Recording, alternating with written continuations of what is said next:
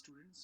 तो बच्चों, जैसा कि हमने chapter number second polynomials previous classes में ऑलरेडी मैंने आइडेंटिटी सेंड करी थी आपको, जिसमें मैंने बताया था पॉलिनोमियल्स क्या है, जिसमें x raise to the power 5 plus x raise to the power 4 plus x raise to the power 3 plus x square plus x plus 1, मतलब जिसमें वेरिएबल्स की पावर हायर होती है, मैक्सिमम होती है। वैसे ही मैंने बताया था there are three types of polynomials. Number one is your monomial which having only one term. Second one is your binomial having two terms. Monomial का एग्जांपल लाइक योर x या x स्क्वायर या x cube. Binomial का formula जैसे x square plus one या x square plus x plus या x plus one having two terms. Trinomial, third one is your trinomial. We can say it x cube plus x square plus x या x square plus x plus 1 which having three terms.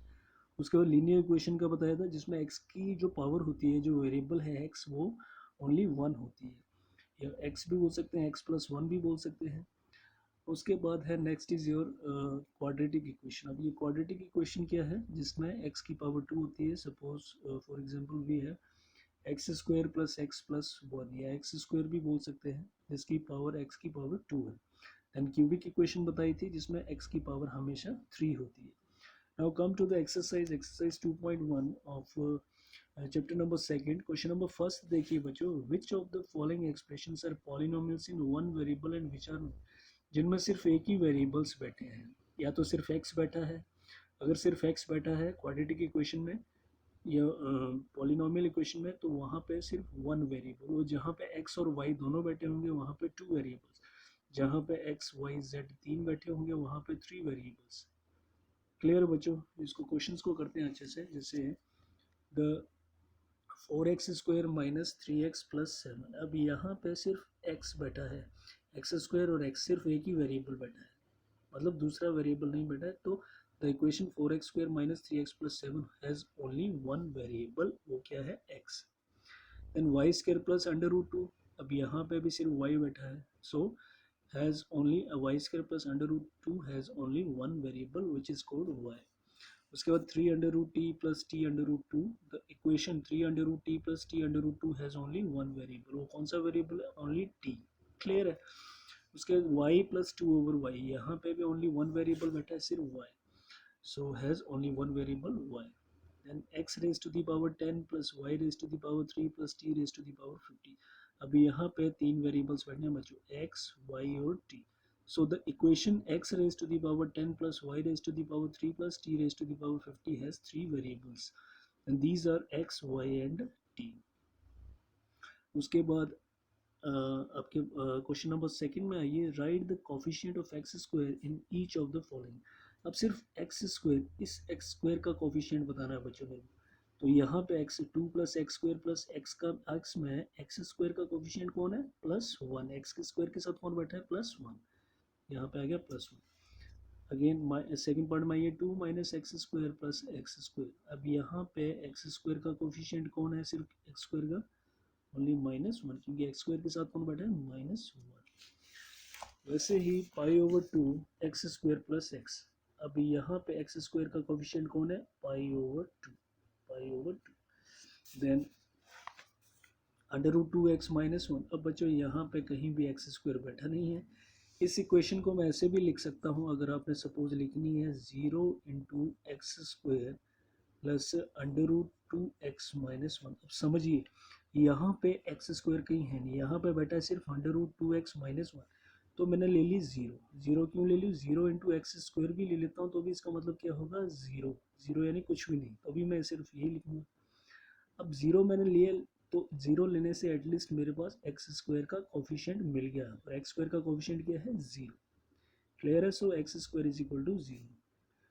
ये समझ आएगा hope आपको। ये मैंने यहाँ पे लिखा हुआ है, the coefficient of x square is equal to zero because, ये बिकॉज का साइन है, zero into x square plus under root two x minus one.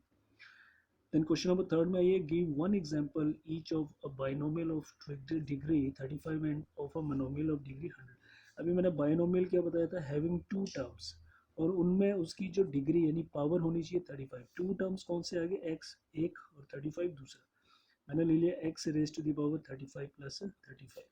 कुछ भी ले सकते हो बाइनोमियल डिग्री, यहाँ पे और कुछ भी लिख सकते हो, एक्स प्लस मैंने सपोज मैंने 1 लिख दिया, लेकिन डिग्री क्या बोली है बच्चों 35, मतलब इसकी जो पावर होनी चाहिए वो 35 की भी होनी चाहिए, पावर जो 35 होनी चाहिए, और एक ये बाइनोमियल इक्वेशन होनी चाहिए, मतलब having two terms 1 and 2, 1 and 2 कुछ भी लिख सकते हो, लेकिन पावर क्या चाहिए, डिग्री क्या चाहिए 35, and a monomial of degree 100, monomial की डिग्री 100 यानी monomial which having only single term one term x raise to the power 100।